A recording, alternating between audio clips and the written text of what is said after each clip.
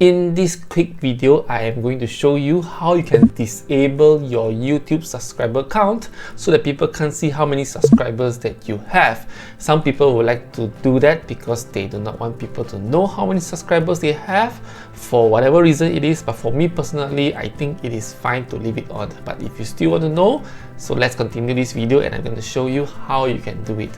Alright, first of all, you can see that in this channel, the number of subscribers here, but how can you hide it? So first of all, you go to your YouTube, then go to your YouTube Studio. So YouTube Studio is the place where you do all your YouTube settings. So now you can see the word here, settings. Click on settings. So the settings pop-up menu will come out. You go to channel, go to advanced setting, and you scroll all the way down. You can see here, display the number of people subscribed to my channel. So you just untick this, save. Now let's refresh, and there you can see that the subscriber count is gone. So alright, it is that easy to hide your subscriber count. As you can see in this channel right now, it is gone. Okay, if you like what I share, give me a like and also subscribe to this channel if you have not done so. And thank you so much, and I see you in my next video. Goodbye.